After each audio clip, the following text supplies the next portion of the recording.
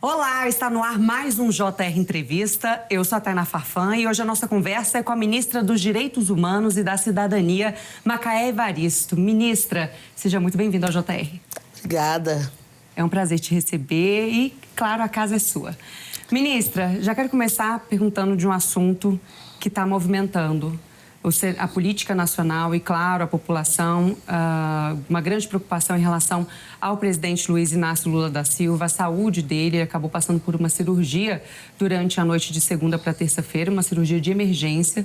Eu gostaria de saber da senhora quais informações a senhora recebeu sobre o estado de saúde dele, como ele está, como está a comunicação com os ministros. Já há alguma informação?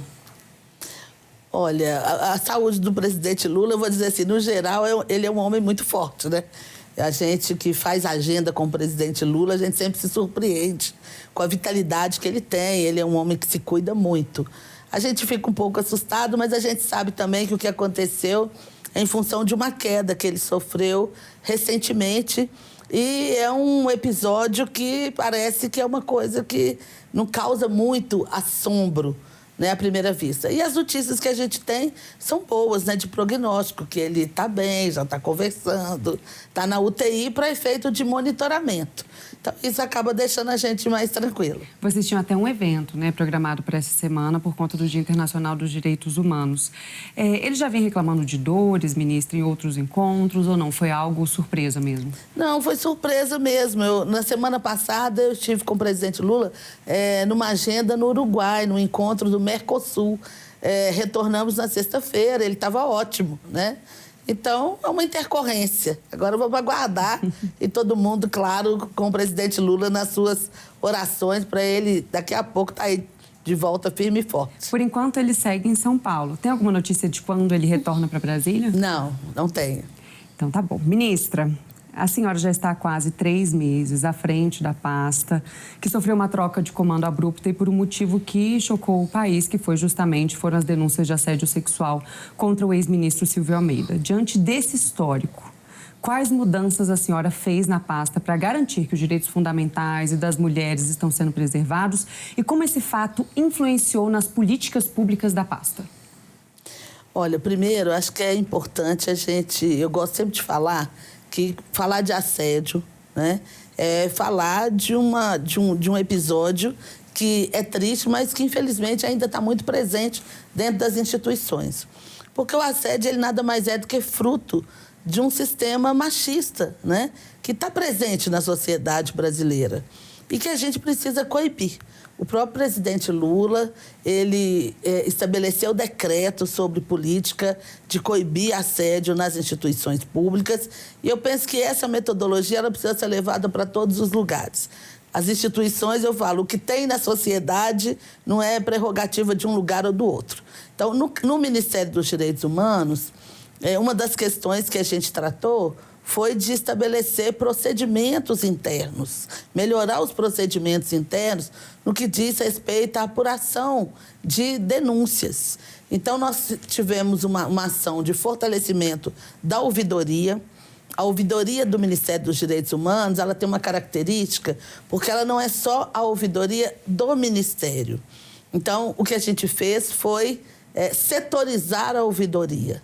Então, nós temos uma área dentro da nossa ouvidoria que faz a ouvidoria de denúncias internas do que diz respeito à atuação e ao serviço do próprio Ministério dos Direitos Humanos.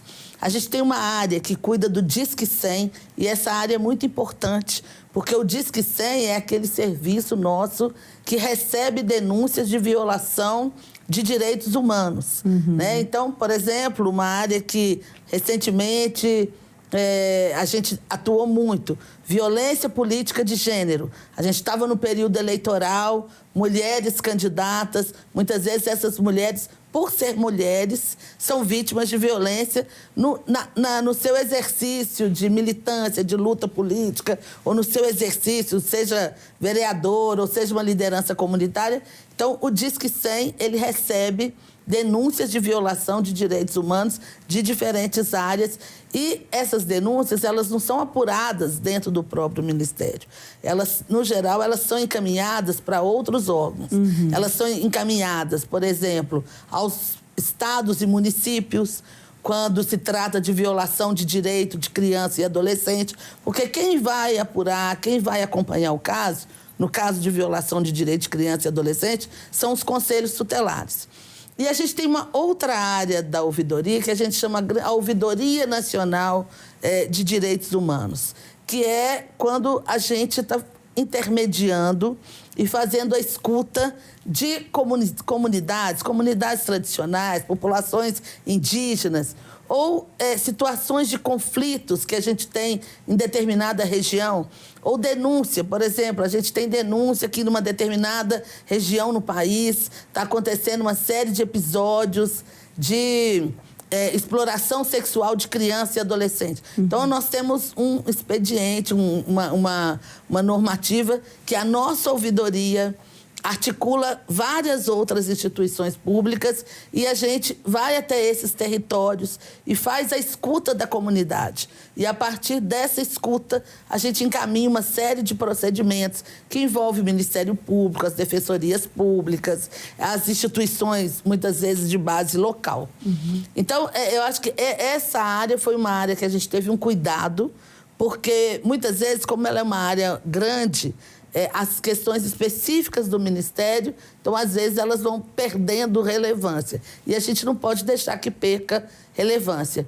A ouvidoria, ela não atua sozinha, ela atua com a corregedoria, foi outra área que a gente também fortaleceu, e atua com a parte de jurídica, né, jurídica do Ministério e com a parte de regulação interna. Agora, tem algum projeto que está sendo gestado pela pasta, né? Eu sei que tem pouco tempo que a senhora está à frente, são 3 meses, mas tem algum projeto que está sendo gestado já, que vocês estão planejando lançar em breve, em torno dessa pauta? Bom, nós temos, a partir, não foi a partir desse episódio, a partir da publicação do decreto do presidente Lula, o nosso ministério, junto com o ministério que faz a parte de toda a gestão, né? Eu vou dizer assim, que faz a gestão integrada dos ministérios, o MGI e o Ministério das Mulheres, nós estabelecemos uma portaria conjunta para tratar desses episódios de assédio. Mas isso é uma tarefa que vários ministérios estão desenvolvendo, porque a gente precisa que isso vire um protocolo, um procedimento dentro do serviço público. Ministra, esse caso acabou sendo arquivado, né, pela Comissão de Ética da Presidência. Como a senhora avalia isso? E tem alguma outra apuração na área administrativa em andamento? No Ministério dos Direitos Humanos, a gente tem em andamento uma sindicância que trata do uso das redes do Ministério para defesa pessoal do antigo ministro. Então, a gente está encaminhando isso é um procedimento previsto, né? E nós encaminhamos, então, tem os órgãos específicos que tratam dessa apuração. E, é claro, esse caso, hoje, ele tem fóruns próprios, né? Fóruns próprios de investigação e ele está no judiciário. É o judiciário que vai acompanhar e vai dizer, né? Vai dar o veredito. Aí já está em outra instância, muito além do nosso ministério. Ministra, um outro assunto em alta hoje é o pacote fiscal, que está pendente de votação no Congresso Nacional e que, inclusive, se avançar ainda esse ano, deve sofrer alterações diante da insatisfação dos parlamentares por conta das emendas. A senhora tem defendido que aquele pente fino do BPC, que é o benefício de prestação continuada, que ele fique de fora dessa discussão. Como está essa possibilidade diante do que a senhora vem conversando com os deputados e senadores? Bom, eu acho que as pessoas primeiro precisam entender as questões em relação ao pacote fiscal. Eu não sou especialista da área econômica, mas eu gosto sempre de dar um exemplo que eu acho que qualquer pessoa entende. Todo mundo trabalha com orçamento, os governos também são assim. A gente em casa, né, eu falo as donas de casa, a gente normalmente administra o orçamento. A gente sabe quanto que vai entrar todo mês, qual que é o salário, com qual dinheiro que a gente conta e normalmente a gente vai administrando, né? Às vezes a gente está doido, chega final de ano, a gente está doido para trocar a geladeira. Mas a gente faz conta, bom, será que vai dar para trocar esse mês ou não? Eu vou ter que adiar e deixar para depois. Eu posso comprar parcelado ou não? Como é que eu faço? Enfim, o orçamento público é da mesma natureza, né? Ele não é infinito. E a gente, nesse momento, está num debate, que é o debate de como fazer com que tudo que a gente precisa fazer do ponto de vista dos serviços públicos caiba dentro do orçamento. Claro que discutir isso está ligado também a discutir a capacidade de arrecadação e de tributos que o Estado tem para dispor nos serviços públicos. O debate em torno do BPC, ele entra no arcabouço fiscal, porque quando se pensa em cortes, se pensa em cortes, muitas vezes se pensa em cortes lineares, ou como é que você faz para ajustar determinadas áreas, não é? E o BPC é um dos benefícios, é claro que ele impacta o orçamento. O nosso Ministério dos Direitos Humanos, né, qual que é a nossa discussão? Porque, às vezes, pode parecer que a gente é contrário a ter fiscalização, a acompanhamento e saber se efetivamente aquela pessoa que é beneficiária, ela está dentro dos critérios de ser beneficiária, não é? Por quê? Porque toda vez que um programa de benefícios, ele perde o seu controle e abre espaço para a ocorrência de fraudes, o próprio benefício ele passa a correr risco. Então, a gente precisa acompanhar e a gente precisa monitorar. Sim. Né? Qual que é a questão que o Ministério dos Direitos Humanos tem defendido? Primeiro, a própria concepção do que é pessoa com deficiência. Nós temos a Lei Brasileira de Inclusão e nós consideramos que o conceito da Lei Brasileira de Inclusão ela precisa ser adotado em todas as políticas públicas e para efeito de todas as legislações. Então, esse é um ponto que a gente tem dialogado, né?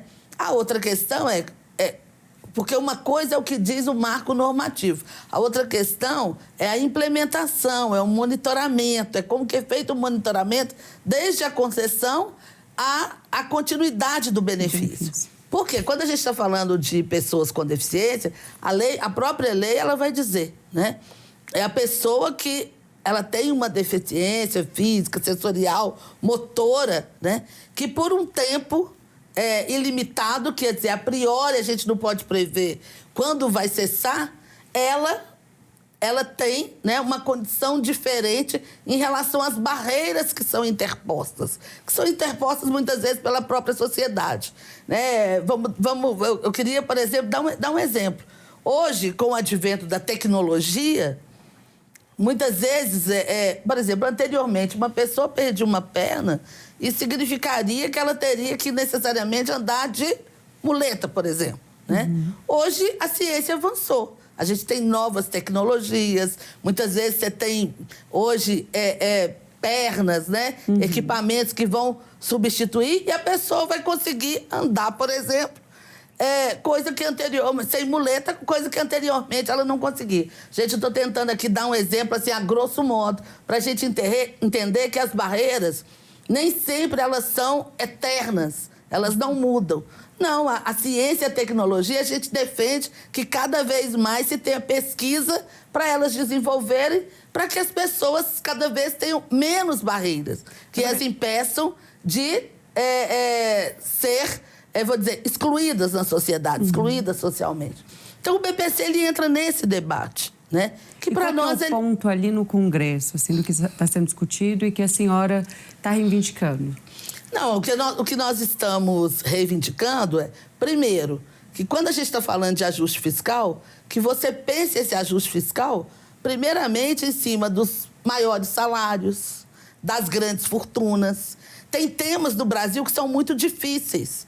Então, o meu ponto de vista é o BPC ele existe para pessoas com deficiência dentro de uma regra. Qual que é a regra? Pessoas cujas famílias recebam menos de 1/4 do salário mínimo. Né? Então, todas as pessoas com deficiência cujas famílias recebam menos de 1/4 do salário mínimo, do meu ponto de vista, elas estão aptas e elas precisam receber o benefício. Certo? Então, se a gente precisa fazer, fazer o ajuste, que isso seja feito, eu vou dizer, em cima daqueles setores que têm muitas vezes maiores rendas e que não pagam nada de imposto. Porque mesmo o beneficiário do BPC, ele paga imposto. Ele paga imposto no arroz, no feijão, no combustível. Então, ele também contribui com o próprio benefício que ele recebe. Então, isso é importante. Esse é um tema para debate, gente. E o Congresso é o melhor lugar para que o debate seja feito. Agora, esse pente fino não seria para retirar as pessoas que não se enquadram nos critérios? Qual seria o ponto ali desse pente fino? E eu entendo que a senhora, quando a senhora defende, né, que vamos cortar de quem recebe mais, né? Não vamos cortar de quem já recebe tão pouco, que já é um benefício. Isso. Mas o pente fino não seria só para limpar ali quem não está se enquadrando nos critérios? Pois é, mas é porque quando eu falo pente fino, dá uma visão ruim, né? Dá. Na verdade, é por isso que eu quis explicar.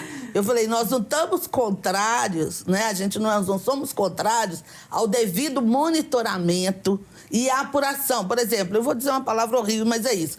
Se existe fraude na concessão de determinado benefício, se alguém fraudou para receber o benefício, isso precisa ser apurado e essas pessoas devem ser excluídas do benefício. Agora, quem está apto, quem está ok, não pode, só em função do ajuste fiscal, a gente penalizar aquelas pessoas que têm direito. Eu acho que esse é o meu debate. Por isso que eu falei, não quero... O pente fino, não é que nós somos contrários ao pente fino. É porque eu acho que, primeiro, não é muito boa essa palavra. Eu acho que a gente precisa falar de monitoramento, avaliação, de formação daquelas pessoas e dos profissionais que fazem a avaliação. E o que a gente defende é que o Brasil possa avançar cada vez mais para uma avaliação biopsicossocial, que elas tenham uniformidade, que os profissionais das diferentes áreas saibam como que é feita essa avaliação, mas é um processo que está em construção. Porque eu vou dizer, o próprio direito das pessoas com deficiência, ele é recente na nossa história. A concepção de que o Estado brasileiro ele não deve segregar, ele tem que incluir as pessoas, que a gente precisa eliminar barreiras para a inclusão das pessoas, ainda é uma concepção muito nova, né? Eu falo nova porque a minha geração, por exemplo, conviveu muito pouco com as pessoas com deficiência. Não porque não tivesse pessoas com deficiência na minha geração, mas porque muitas vezes elas ficavam quase que escondidas dentro das suas próprias casas. Não frequentavam a escola, não tinham acesso ao serviço de saúde. A gente nem tinha o SUS, né? A gente não tinha o SUAS. Então, a sociedade brasileira, eu acho que ela avança num processo de inclusão, de construção de acessibilidade. E o benefício de prestação continuada é um benefício importante, inclusive porque ele garantiu que essas pessoas, assim como pessoas idosas, tivessem uma outra condição de vida. Sim. Agora, ministra, esse pacotão que foi enviado pelo governo ao Congresso Nacional e que inclui aí o BPC, na hora que a equipe econômica, o ministro da Fazenda, Fernando Haddad, estava montando ele, o que nós tivemos de informação é que ele foi lá e conversou com cada ministério. Eu entendo, ao ver que esse pacote chegou lá, que teve um mínimo acordo ali internamente no governo, por isso ele está lá. Foi isso, gostaria que a senhora confirmasse, teve essa conversa com os ministérios para incluir esse BPC nesse pacote.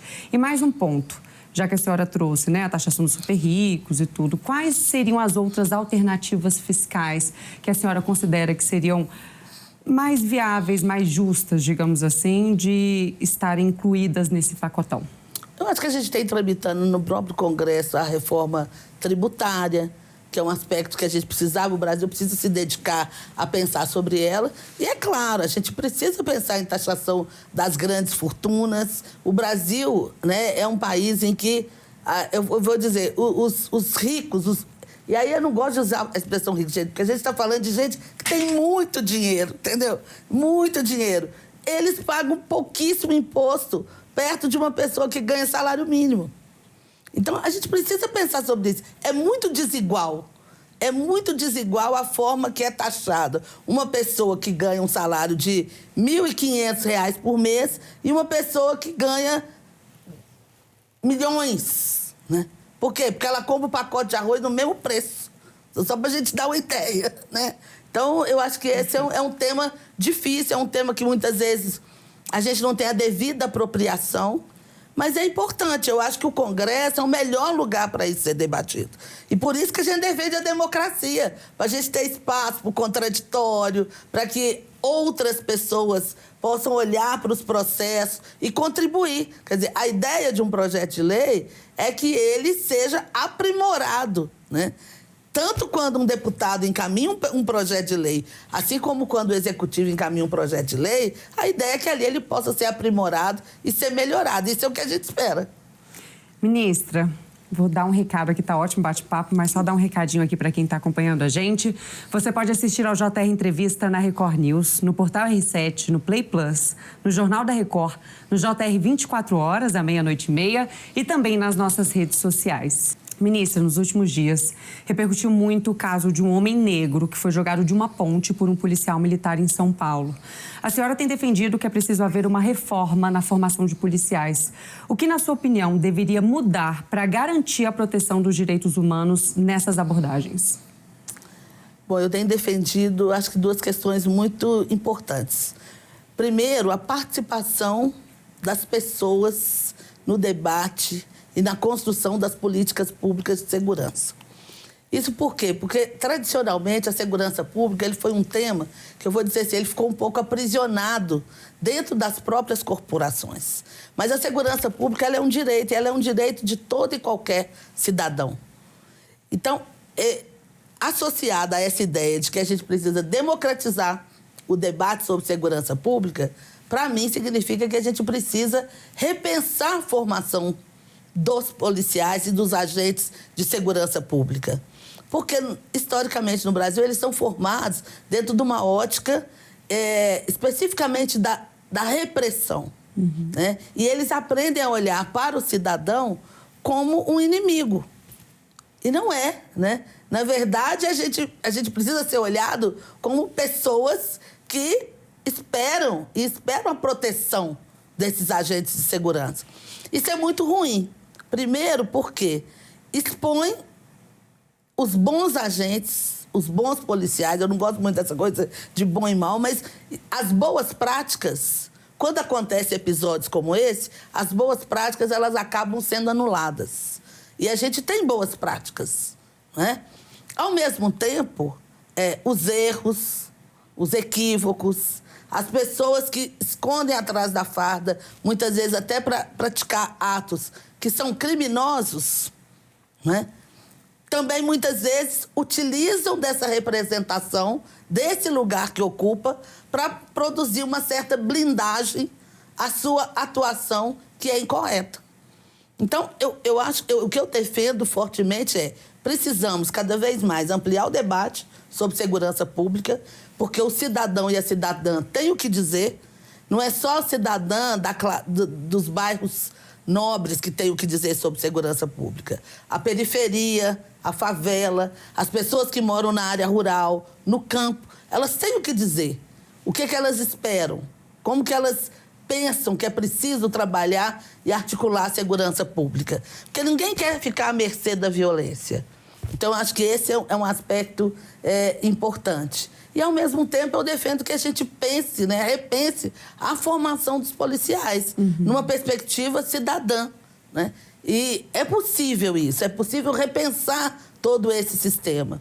A gente tem debates, tem propostas em curso, o próprio ministro da Justiça está apresentando uma outra forma, uma outra lógica de organização, de gestão das forças de segurança pública, mas eu penso também que isso não se fará no Brasil se a gente não construir um pacto que articule a União, os governadores, ou seja, os estados e os municípios, porque também tem as suas guardas municipais. E se a gente olhar, é claro que a gente tem no Brasil boas referências e boas práticas. É possível a gente reverter esse estado de coisas, democratizar a segurança pública. Eu acho que essa que é a questão. A pasta da senhora tem contribuído para essa discussão? A gente acaba contribuindo porque a gente tenta incidir sobre esses processos de formação. Ao mesmo tempo, também, a gente acaba dialogando muito com aquelas pessoas que, muitas vezes, nesses casos, nos acionam quando vem o seu direito à segurança pública violado. Então, acaba que a gente acaba tendo um relacionamento, por exemplo, com as ouvidorias de polícia, quando isso acontece. É bom a gente falar de direitos humanos, porque eu acho também que tem uma tese do Brasil que a gente precisa compreender. Nós estamos na Semana dos Direitos Humanos e porque esse dia é o dia em que, há 76 anos atrás, foi assinada a Convenção Internacional dos Direitos Humanos. No Brasil, as pessoas acham que debater direitos humanos é debater e defender bandido. Eu já vi muita gente falando isso. Mas o direito humano está ligado à vida de cada um e cada uma. A gente trabalhar para a superação da fome e da pobreza. Nós estamos defendendo direitos humanos. A gente trabalhar e lutar para que as pessoas tenham água potável nas suas casas. Isso é direitos humanos. A gente lutar para que ninguém seja vítima de trabalho análogo à escravidão. Que as pessoas precisam ter um trabalho decente, precisam ter seus direitos trabalhistas previdenciados, respeitados. Isso é direitos humanos. Então, acho que é importante estar aqui nessa semana para reafirmar isso. Direitos humanos, gente, tem a ver com garantir dignidade. Todas as pessoas merecem ter dignidade. Todas as pessoas merecem ser tratadas com dignidade. E o Estado não pode, por meio dos seus agentes, ser o ator que viola a dignidade das pessoas. Então, por isso, o Ministério dos Direitos Humanos, por isso, muitas vezes, no âmbito dos estados e nos municípios, secretarias que articulam assistência social com cidadania, segurança pública com cidadania. Porque a violação de direitos, né, muitas vezes ela está ligada a uma estrutura maior, mas ela opera lá no território. Com certeza. Ministra, a gente vai falar um pouquinho mais sobre esse assunto no próximo bloco, mas eu tenho que chamar um rápido intervalo. O JR Entrevista vai para um break, mas é bem rápido. A gente espera, já a gente volta a conversar com a ministra dos Direitos Humanos e da Cidadania, Macaé Evaristo. Até já. Estamos de volta com o JR Entrevista. Ministra, eu já quero voltar falando mais de direitos humanos. Essa semana, sua pasta assinou uma parceria com o Ministério da Cultura justamente para garantir e levar os direitos humanos em pontos de cultura pelo Brasil. Explica para a gente como vai funcionar essa parceria. Bom, são mais de 5.000 pontos de cultura já instalados no país. Além dos pontos de cultura, a gente tem pontões que organizam e articulam pontos vamos dizer assim, nos territórios. E o que a gente quer é produzir essa sinergia que muitas vezes já existe lá na ponta. Nós temos pontos de culturas que atuam com a população idosa, temos pontos de cultura que atuam com crianças e adolescentes e fazem um trabalho de enfrentamento à violência sexual contra crianças e adolescentes. Então, por meio dessa articulação dos nossos ministérios, nós vamos poder alcançar com editais esses pontos de cultura para agendas em cultura em direitos humanos. Nós estamos no âmbito do Ministério também, fazendo a revisão do Plano Nacional de Direitos Humanos. Nós temos uma parceria do Ministério da Cultura, do Ministério da Educação e de várias outras instituições. E queremos, então, que essa pauta dos direitos humanos possa alcançar o conjunto da população, as pessoas conhecerem mais os seus direitos, saberem, né, o que pode fazer no caso de violação de direitos, e nada melhor do que articular arte com direitos humanos para a gente fazer com que essa mensagem alcance o Brasil todo. Ministra, e também foi aprovada uma resolução histórica regulamentando a emissão de certidões de óbito para vítimas da ditadura militar. Como essa medida vai funcionar e o que ela representa para as famílias dessas vítimas? O CNJ hoje aprovou uma resolução, ela é muito importante. Famílias que são famílias de presos e desaparecidos políticos, que muitas vezes tinham uma certidão de óbito, que dizia, né, morreu, qual que é a causa? Toda família quer saber qual que foi a causa da morte do seu ente querido. E no caso dessas famílias, o que vinha ali era um texto, né? Morreu em função, de acordo com a lei, número tal, tal, tal. Isso não explicava para as famílias. Então, a partir de agora, os cartórios vão poder emitir um novo atestado de óbito, dizendo que essas pessoas morreram em função da violência do Estado, que no momento de ditadura, né, levou essa pessoa a óbito. ela foi assassinada. Então, isso é muito importante do ponto de vista da memória, do ponto de vista da verdade. Infelizmente, no nosso país, muitas coisas, muitos processos históricos que foram eivados de muita violência, que provocaram muitas mortes, muitos assassinatos, eles não foram suficientemente esclarecidos. E o Estado brasileiro, como não faz essa tarefa, muitas vezes deixa uma lacuna. E essa lacuna ela é muito grave, porque as pessoas pensam que viver em modos autoritários, isso pode trazer algum tipo de benefício. Situações de autoritarismo não beneficiam ninguém. Haja visto que a gente vê hoje países que estão enfrentando guerras, né? Eu defendo uma cultura de paz e acho que a gente tem que abominar situações de guerras. Situação de guerra são situações autoritárias e as suas principais vítimas são as crianças, são as mulheres, são os idosos, que, no geral, são pouco ouvidos na hora da tomada de decisão.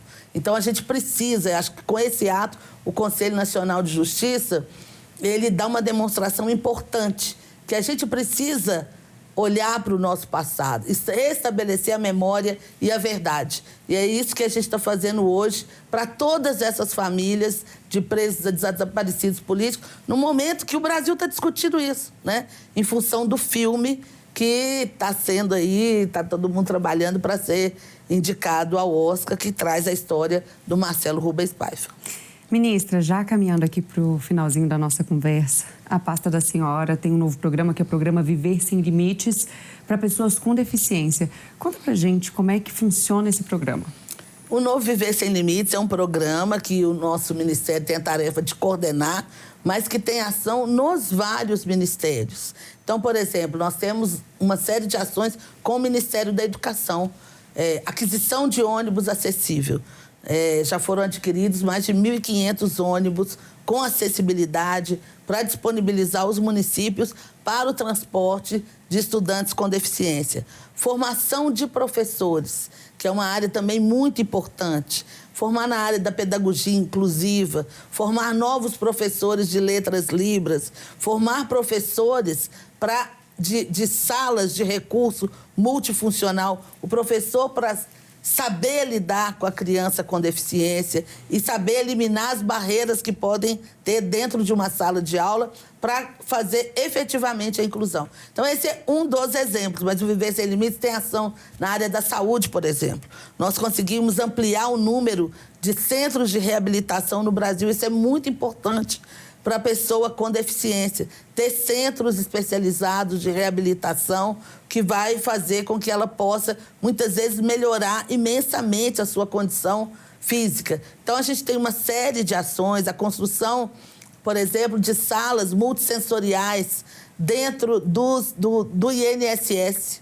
Às vezes, uma família tem uma criança, né, com autismo, por exemplo, e essa criança precisa passar por uma perícia no INSS. Muitas vezes você não tem ali uma sala adequada onde possa receber essa criança. Então, nós estamos trabalhando junto com o INSS na construção dessas salas. Da mesma forma, nos aeroportos. Então, quando a gente está falando de Viver Sem Limites, a gente está pensando a inclusão das pessoas com deficiência na sociedade. A gente precisa avançar no design universal, para que os espaços tenham acessibilidade, desde os centros culturais, as salas de cinema tenham acessibilidade. Então, é uma ação importante desse programa, que é o novo Viver Sem Limites. Tem 95 ações nas mais diferentes áreas e um programa que vai ter investimento de 6,5 bilhões e temos muito trabalho a fazer. Excelente, ministra. O JR Entrevista vai ficando por aqui. Lembrando que você pode assistir ao programa na Record News, no Portal R7, no Play Plus, no Jornal da Record, no JR 24 horas, à 00:30 e também nas nossas redes sociais. Ministra Macaé, muito obrigada pela sua presença aqui no JR. Foi um prazer enorme te receber. Obrigada a você. A casa é sua, volte sempre. E, claro, obrigada a você também pela sua companhia. Até uma próxima. Tchau, tchau.